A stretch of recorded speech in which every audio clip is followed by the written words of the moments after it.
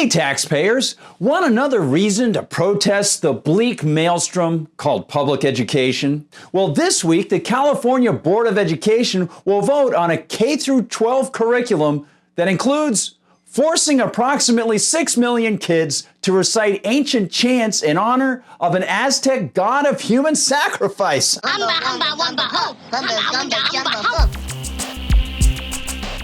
Hi everyone, I'm Gardner Goldsmith for MRC-TV. Get ready.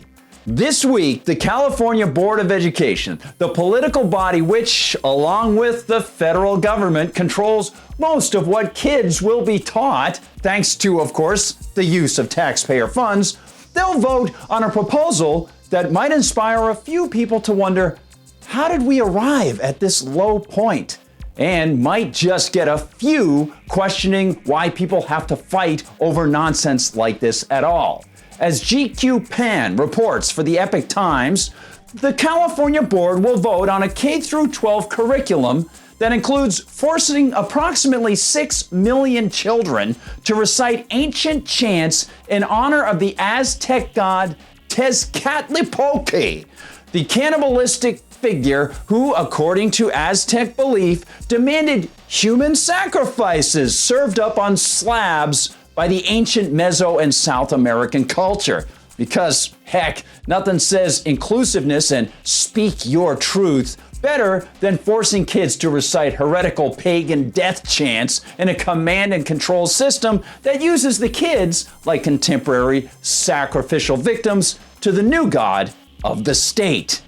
Writes Pan, the latest draft of the proposed Ethnic Studies model curriculum, which will undergo a vote for approval next week, seeks to, quote, center and place high values, end quote, of traditions and experiences in the pre-Columbian America, and to critique, quote, white supremacy and racism, end quote, that led to their marginalization in the modern world. Yeah. Just keep paying. It'll get better, I'm sure. Just keep doing it. Welcome to Legends of the Hidden Temple.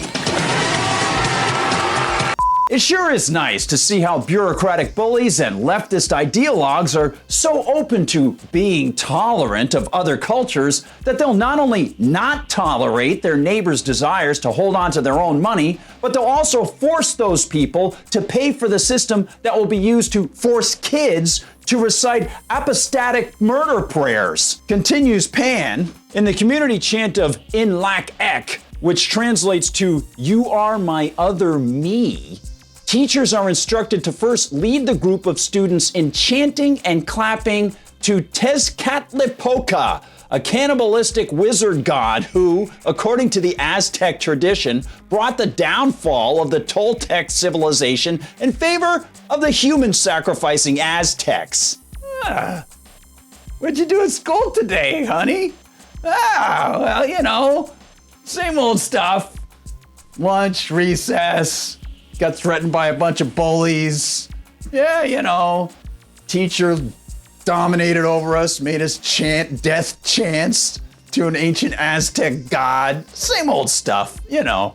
Strangely, the idea of singing in favor of mass murder hasn't been popular among most free people, but some states have made mass murder part of their operational systems and have gotten plenty of people to sing in favor of that state. Pan adds, the students then chant to other deities, including Huitzlipochtli, the Aztec sun god, seeking, quote, healing epistemologies, end quote, and a revolutionary spirit. Seeing themselves as people of the sun, the Aztecs believed that Huitzlipochtli needed daily nourishment of human blood and hearts, and brutally sacrificed hundreds of thousands of people in offering to him. Part of your daily nutritional breakfast. Which offers us many opportunities to observe state-sponsored absurdity, in addition to the aforementioned craziness. For example, there's that term, healing epistemologies. Leave it to pseudo-intellectuals to choose a multisyllabic word to misuse in their attempt to hide their predation. Epistemology is the study of how people learn. There's no such thing as a healing way to investigate how people learn, whatever that means.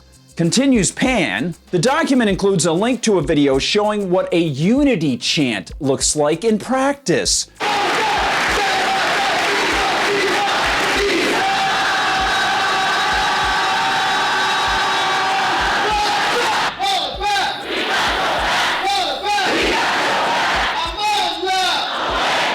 The video was taken at Social Justice Humanitas Academy in the Los Angeles Unified School District, where many indigenous songs and chants like In Lak Ek were developed. All of which wouldn't be a matter of controversy and debate or even rancor or injury if the curriculum in schools were private and didn't demand sacrifice of tax funds under the threat of government retaliation. This creation of the tragedy of the commons of public schools, as so often is the case with all government systems, pits taxpayer against taxpayer in a sphere of coercion and control, conceit and arrogance to see who will make whom obey and pay for what the majority wants. It's the kind of thing the California Constitution forbids, and the kind of thing that many of the founders of the U.S. Constitution supremely disliked. Yes, Pan notes that Christopher Rufo appears to be the first reporter to alert readers to this issue, writing a March 10th piece for City Journal that includes this key portion. Public schools are prohibited from leading state-sanctioned Christian prayers. They would presumably be similarly prohibited from leading state-sanctioned chants to the Aztec god of human sacrifice. Well, that depends on how the so-called judges of various courts feel about the matter. Should some taxpayers spend the extra time and additional money to actually sue the government? Said judges, of course, are employed by that tax money taken from those people and other taxpayers, and they will continue to be paid through that mechanism of state-run theft long after any suit about the Aztec chant issue is actually resolved. Indeed, even if the taxpayers of California beat this move to have kids chant to the Aztec god of ritual sacrifice, the political god of ritual sacrifice will live on until people recognize that it too is inimical to human life. Thanks so much for watching, everybody. Remember, like and subscribe. If you're watching us over on YouTube, I'll see you in the comments section. Head over to Rumble. Subscribe on Rumble, because it's a great place for all sorts of terrific videos, including the library of MRC-TV. We'll see you on Facebook, we'll see you on Twitter, and if you get the opportunity, please go to MRCTV.org as many times as you can. That's the central focus. We'll always be there. For MRC-TV, I'm Gardner Goldsmith.